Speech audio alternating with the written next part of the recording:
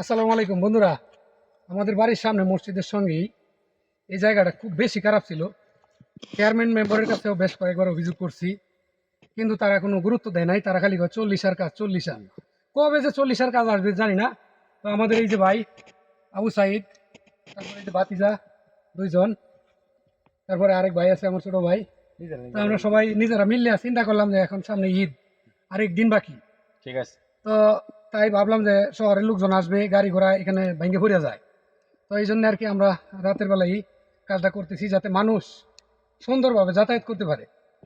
এটাই আর কি আমাদের মূল উদ্দেশ্য। আসসালামু আলাইকুম।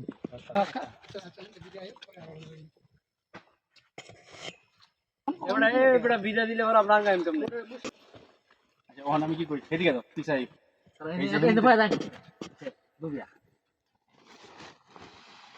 ওখানে আমি কি হেন একটু মানে জটিল সমস্যা সেটা আগে এই যে এইটুক কাটে দিই তাহলে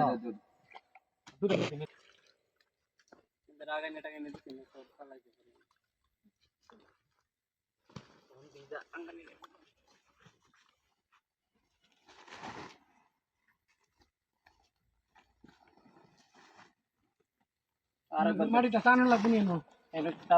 টান দিলে আয়ো, এদিকে আয়ো, ভাই দাও। আপাতত না হইলেও চলবো, কিন্তু আসল জায়গা হইলো এটা। যাও করো। আয়ো কাছে আয়ো।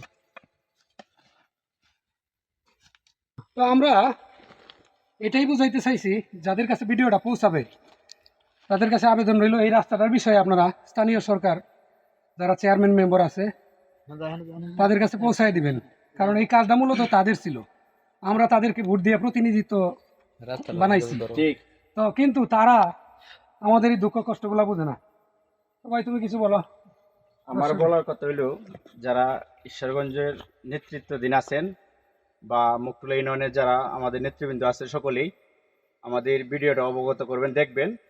আর বিশেষ করে যেহেতু আমাদের মসজিদ পাশে, রাস্তাটার জন্য আমরা অনেক কষ্ট হয়। প্রায় থেকে 3 কিলো রাস্তা, 3 কিলো রাস্তা, দুনিয়াগান্ধী চৌরাস্তা থেকে 3 কিলো রাস্তা আমাদের এই পুরোটাই অবস্থা। জামি মসজিদ, ঠিক আছে। এটা মুকটুলা পারাবাসাটি, পশ্চিম পারাবাসাটি মসজিদ, জামিয়া মসজিদ।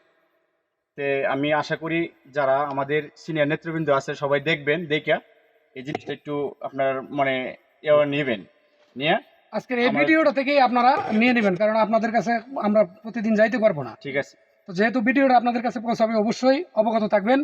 আর আমরা চাইতেছি এই রাস্তাটা অবশ্যই পাকাকরণের জন্য, কারণ আমাদের মকসল ইউনিয়নের মধ্যে এই জায়গাটাই সবচেয়ে বেশি খারাপ। বর্ষাকাল আসলে ঘর থেকে বাইরে হওয়া যায় না, সারাদিন রোজা থেকে, কারণ দিনের বেলায় আমরা কিন্তু সবাই রোজার দিনে কিন্তু এই কাজটা ভাই, যেহেতু আমাদের বড় ভাই করিম ভাই, ওনার মাধ্যমে উনি একটু অবগত করছে যে কাজটা যেহেতু তো মানুষ চলাচল করতে সমস্যা হয়, তাই আমরা এই রাত্রে আজকে রোজার দিন তাইকেও তারাবির শেষে এই কাজটা আমরা করতেছি। আপনারা সবাই এই দৃষ্টি দেখবেন, আমাদের ভিডিওটা দেখবেন, দেখে বিবেচনা করবেন। সকলকে ধন্যবাদ। আসসালামু আলাইকুম।